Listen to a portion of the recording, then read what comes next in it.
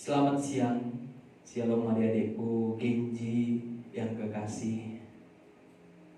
Apa kabar semua? Saya harap semua sehat, semua diberkati Tuhan, semua dalam pemeliharaan Tuhan. Nah, di siang hari ini kita akan sama-sama belajar dari kebenaran firman Tuhan di dalam Yohanes 10 ayat 9 dan 10. Yohanes 10 ayat 9 dan 10. Begini bunyi firman Tuhan. Akulah pintu, barang siapa masuk melalui aku, ia akan selamat, dan ia akan masuk dan keluar dan menemukan padang rumput. Pencuri datang hanya untuk mencuri dan membunuh dan membinasakan. Aku datang supaya mereka mempunyai hidup dan mempunyai dalam segala kelimpahan. Nah, adik-adik sudah tahu bahwa judul firman Tuhan di siang hari ini adalah Akulah pintu. Kata Tuhan, akulah pintu. Kita akan sama-sama belajar apa itu akulah pintu. Nah, di dunia ini, adik-adik sekalian, kita hidup di dunia yang banyak kepercayaan, banyak agama.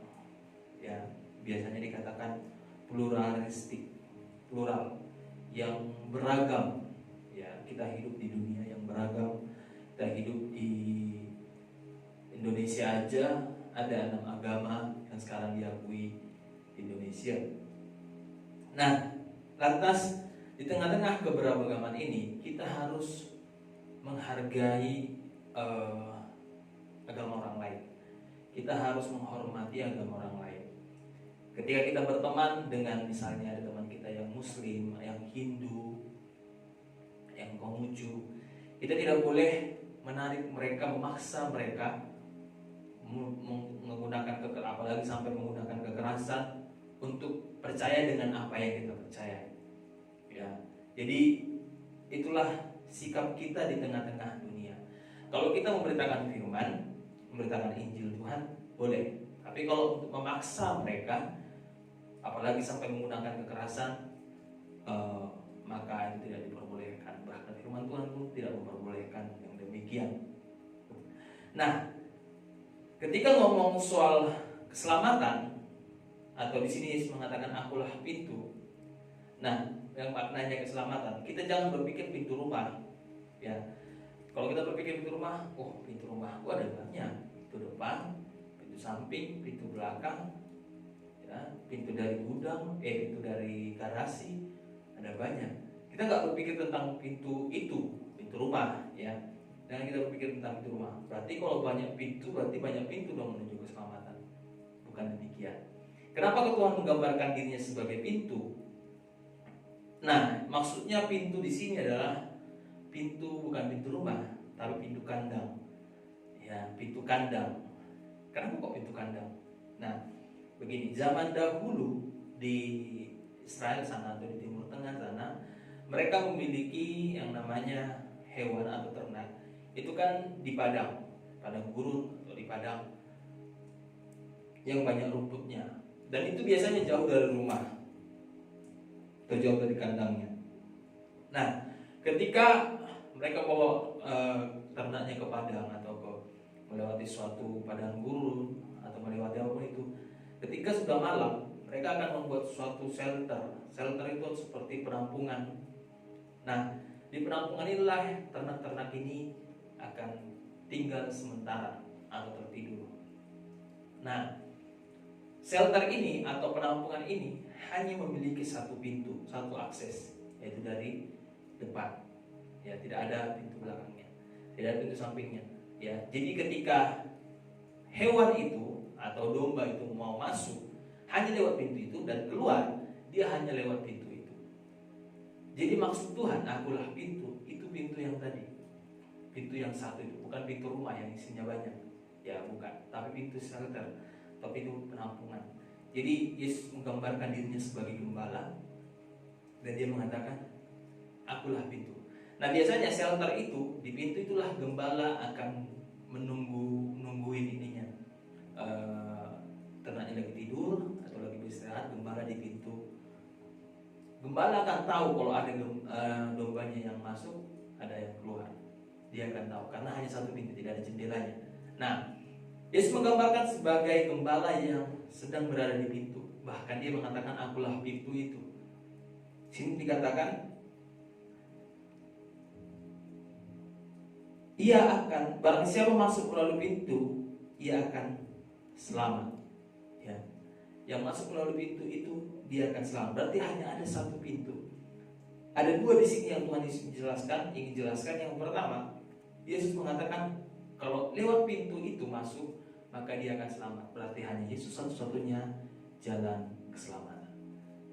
Ya, hanya Yesus satu-satunya jalan keselamatan. Hanya Yesuslah pintu satu-satunya yang menjadi jalan keselamatan. Tidak ada pintu yang lain. Ya, tidak ada, dikatakan banyak jalan menuju Roma. Artinya banyak jalan menuju keselamatan. No. Sekali lagi saya jelaskan, saya tegaskan kepada adik sekalian, hanya satu jalan menuju keselamatan, yaitu Yesus. Bahkan Yesus mengatakan sendiri dalam Yohanes 14 ayat 6, akulah jalan dan kebenaran dan hidup. Barang siapa ingin sampai kepada Bapa, dia harus melalui aku, kata Yesus. Ya, dia hanya Yesus jalan. Kalau ada yang mengatakan, bagaimana dengan misal agama yang lain, apakah mereka tidak selamat? Sekali lagi, Alkitab kita dengan tegas mengatakan bahwa hanya ada satu jalan, yaitu Yesus. Tetapi, seperti saya katakan di awal tadi, menghadapi dunia yang pluralistik ini, banyak agama, banyak kepercayaan, kita pun gak bisa memaksakan orang lain untuk percaya dengan apa yang kita percayai. Kita hanya cukup menunjukkan sikap hidup kita sebagai orang Kristen, menunjukkan siapa kita sebagai orang Kristen yang percaya kepada Tuhan, yang mengikuti teladan Yesus. Maka kalau mereka tertarik dan mereka mau percaya, itulah penginjilan kita. Kita nggak memaksa mereka. Jangan sampai ada sekarang undang-undangnya, kita kalau melakukan kristenisasi nanti berurusan dengan hukum. Jangan sampai demikian. Jadi cukup kita menunjukkan pribadi kita jadi anak remaja yang baik, yang rajin beribadah, yang mau membantu orang tua, mau membantu sesama, suka misalnya ada orang yang kurang pintar, kita mau ngajarinnya, tapi bukan memberikan contekan ketika ujian, hanya mau mengajarin ketika dia butuh sesuatu kita tolong. Ya, sikap-sikap yang baik seperti itu akan menunjukkan bahwa kita ini punya Tuhan yang baik. Untuk itu kita hidup harus baik. Jadi dengan kita hidup baik, dengan kita menunjukkan pribadi kita yang baik, maka teman-teman kita akan merasa ada yang beda dengan anak ini, ada yang beda dengan anak remaja ini. Apa yang beda?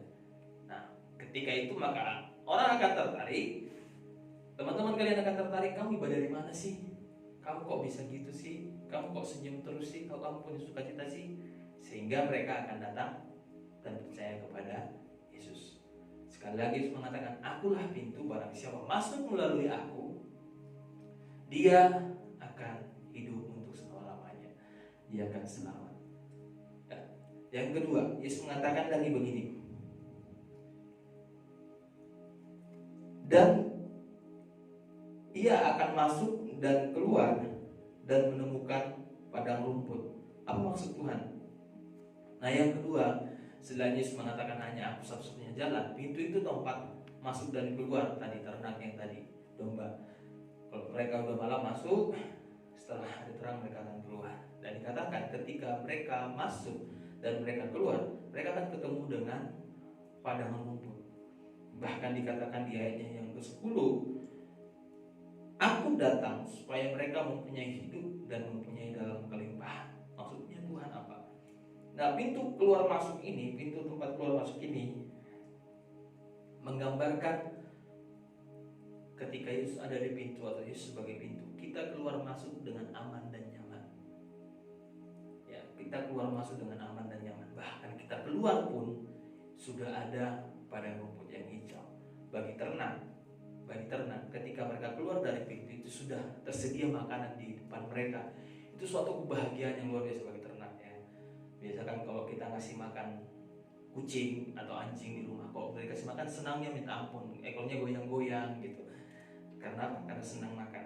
Nah, ketika kita keluar katanya dari pintu itu, kita masuk dan kita keluar dari pintu itu, kita menemukan berkat Tuhan yang luar biasa. Kita menemukan berkat Tuhan, kedamaian, ketentraman. Karena hanya ada satu pintu dan Yesus sebagai pintu, kita merasa aman dan tentram karena Yesus menjaga kita, karena Yesus yang berada di depan kita, karena Yesus yang berjaga-jaga di depan pintu atau sebagai pintu. Jadi kita diberikan rasa aman dan nyaman. Nah, di dalam Perjanjian Lama, ayat Mazmur 121 ayat 8. Mazmur 121 ayat 8 dikatakan, Tuhan akan menjaga keluar masukmu dari sekarang sampai selama-lamanya. Ulangan 28 ayat 6 dikatakan, diberkatilah engkau pada waktu masuk dan diberkatilah engkau pada waktu keluar. Jadi konsep berkat dalam Perjanjian Lama, mungkin di gereja kita ketika ada gembala yang biasanya ada gembala, ketika doa berkat dikatakan Tuhan memberkati keluar masukmu. Tuhan memberkati keluar masukmu. Maksudnya konsep keluar masuk ini adalah ketika kita memasuki suatu tempat atau pekerjaan yang baru, kita diberkati Tuhan, dan kita keluar dari sana pun berkati Tuhan. Ketika kita memasuki suatu rumah, kita diberkati Tuhan, dan keluar dari sana diberkati Tuhan. Jadi artinya dalam setiap aktivitas kita, apapun yang kita lakukan, keluar masuk kita, masuk dan keluar kita diberkati Tuhan. Ya. Jadi ketika pintu itu adalah Yesus, kita masuk tadi, kita percaya bahwa Yesus adalah jalan keselamatan bagi kita. Kita percaya bahwa Yesus satu-satunya jalan yang membawa kita kepada surga. Dan ketika kita keluar dari pintu itu, kita percaya bahwa Tuhan menyediakan berkat-berkat yang luar biasa bagi kita. Nah, demikian, jadi sekalian. Jadi akulah pintu, karena Tuhan itu menggambarkan bahwa dialah satu-satunya jalan menuju keselamatan. Lalu yang berikutnya, dia memberikan jaminan keamanan dan kenyamanan ketika Yesus menjadi pintu kita. Ketika Yesus menjadi jalan keselamatan kita, ketika kita masuk melalui Yesus, maka dia memberikan keselamatan kepada kita dan jaminan kenyamanan dan ketenteraman, bahkan berkat-berkat yang melimpah. Aku memberikan berkat kepadamu supaya kamu menerima berkat yang berkelimpahan. Jangan kita berpikir, oh berarti percaya kepada Tuhan kelimpahan berkat, oh kaya raya. Oh berarti percaya kepada Tuhan kelimpahan berkat, saya sukses secara finansial, banyak hartanya. Bukan demikian. Ya, sekali lagi saya jelaskan maksud dari Yohanes 10 ayat 10, aku datang supaya mereka mempunyai hidup dan mempunyai dalam kelimpahan. Aku datang supaya mereka mempunyai hidup. Hidup di sini adalah keselamatan. Hidup di sini adalah hidup yang sudah dipengaruhi oleh Tuhan. Hidup yang percaya kepada Tuhan. Hidup yang sudah mengaku Yesus sebagai juru selamat. Itu hidup di sini. Dan hidup itu diberikan secara berkelimpahan. Kelimpahan damai sejahtera, kelimpahan sukacita, kelimpahan kasih karunia, kelimpahan berkat-berkat Tuhan, apapun itu. Ya, bukan harus kaya, bukan harus banyak hartanya, bukan harus naik Lamborghini, bukan itu maksud Tuhan. Tapi kelimpahan di sini adalah kelimpahan berkat rohani dari Tuhan. Jadi kalau kita masuk melalui pintu itu, maka kita dijamin Tuhan hidupnya, kita dijagain Tuhan, diberkati Tuhan selalu. Tapi kenapa kok ada orang, misalnya di masa-masa pandemi ini, kenapa kok ada orang Kristen bang yang kena COVID? Kenapa kok ada orang Kristen bang yang sakit? Kenapa ada orang Kristen bang yang misalnya kecelakaan? Bukankah kita dilindungi Tuhan? Bukankah kita diberikan Tuhan, dibilang tadi diberikan penjagaan oleh Tuhan? Kenapa itu bisa terjadi? Ya, yang pertama bahwa segala sesuatu yang terjadi dalam kehidupan kita itu semua karena kedaulatan Tuhan. Ya, misal ketika ada seorang yang Tuhan izinkan kena COVID, dia sudah menjaga protokol kesehatan, dia sudah selalu rajin cuci tangan, selalu rajin semuanya, tapi hanya diizinkan Tuhan terkena COVID, berarti Tuhan ingin menyatakan sesuatu kepadanya. Mungkin saja Tuhan ingin menyatakan dirinya, aku ini loh penyembuh, ya, aku ini loh bisa menyembuhkanmu. Mungkin saja dia ingin menyatakan kepada kita, sehebat-hebatnya kamu menjaga kesehatanmu, sehebat-hebatnya kamu menjaga protokol kesehatan, ya, jangan itu menjadi patokan. Oh, berarti aku selama ini sehat itu karena aku jaga protokol kesehatan. Aku selama ini sehat itu karena aku benar-benar jaga. Bukan. Tuhan ingin menunjukkan, mungkin ini loh kamu sudah jaga tapi kamu tetap sakit. Berarti hanya Tuhan yang bisa menjaga kita. Kita ngikuti protokol kesehatan bisa, tapi jangan terlalu parno, jangan terlalu wah kesini nggak boleh, kesini nggak boleh, gitu nggak boleh. Tapi kita yakini kita sudah jaga protokol kesehatan, kita pakai masker, cuci tangan dan segala macam, Tuhan pasti akan jaga. Kalaupun Tuhan izinkan kena, itu karena Tuhan pengen menyatakan sesuatu mujizatnya kepada kita. Kenapa kok orang bisa kecelakaan, langsung bahkan meninggal? Bukankah Tuhan yang menjaga? Ada rencana Tuhan bagi dia dan bagi keluarga yang ditinggalkan. Apapun itu pasti ada rencana Tuhan. Mungkin contoh, tiba-tiba kecelakaan, ada seorang anak Tuhan kecelakaan. Ternyata mungkin kita kan nggak tahu apa yang terjadi ke depannya. Mungkin ini bagi saya mungkin hanya dalam tanda kutip. Mungkin anak ini ke depan karena saking pintarnya akan jadi seorang yang berbahaya bagi gereja. Misal, mumpung dia masih di dalam keselamatan, mumpung dia masih percaya kepada Tuhan, dia dipanggil Tuhan. Ini misal contoh. Dan bagi keluarganya, setelah anak ini tidak ada, mungkin keluarganya akan mengerti bahwa yang maksud Tuhan dengan dipanggilnya anak ini, mereka bisa tetap kuat, mereka bisa tetap hidup, mereka bisa tetap melanjutkan hidup meskipun kekasih mereka telah pergi, anak mereka sudah dipanggil Tuhan, mereka tetap bisa menjalani hidup, diberikan Tuhan kekuatan, bisa mereka merasakan kehadiran Tuhan dalam kehidupan mereka. Mungkin, ya. Pokoknya ada maksud Tuhan dalam setiap apa yang terjadi dalam kehidupan kita. Tetapi ingatlah, meskipun kita di dalam sakit, kita sakit bersama dengan Tuhan. Kalau kita tadi masuk melalui pintu itu, meskipun kita dalam keadaan susah, kita sedang susah bersama dengan Tuhan. Ada Tuhan yang menyertai kita. Meskipun kita di dalam keadaan hal terparah sekalipun, kalau Tuhan izinkan itu terjadi, maka kita sedang bersama dengan Tuhan. Percayalah, anak Genji sekalian, bahwa ketika kita masuk melalui pintu itu, maka jaminan penyertaan Tuhan, jaminan berkat-berkat Tuhan, jaminan masa depanmu, jaminan segala yang terbaik untuk hidupmu itu ada di dalam tangan Tuhan. Ya, masuklah melalui pintu itu, percayalah kepada Tuhan, maka Dia akan menjamin kehidupan kita. Puji nama Tuhan, mari kita sama-sama berdoa. Tuhan, terima kasih buat kebenaran firman Tuhan, bahwa Engkaulah pintu satu-satunya jalan keselamatan bagi kami semua, dan Engkaulah pintu yang menjadi penjamin kenyamanan dan keamanan bagi kami semua. Biar kami belajar dari kebenaran firman Tuhan, kami semakin diperbaharui lagi anak-anak Genji untuk semakin percaya kepada Tuhan. Apapun yang terjadi dalam kehidupan kami, semua ada maksud Tuhan. Kalaupun Tuhan izinkan kami melewati lembah yang kelam, kami tahu Tuhan ada di sana. Kalaupun Tuhan izinkan kami untuk menikmati kesenangan, menikmati kebahagiaan, biar kami tetap ingat Tuhan juga ada di sana. Terima kasih buat kebenaran firman Tuhan. Berkati anak-anak Genji, apapun yang menjadi pergumulan mereka dalam studi mereka, biar Tuhan yang berikan hikmat, manfaat yang daripada Tuhan, ingatan yang baik untuk mengingat setiap pelajaran mereka.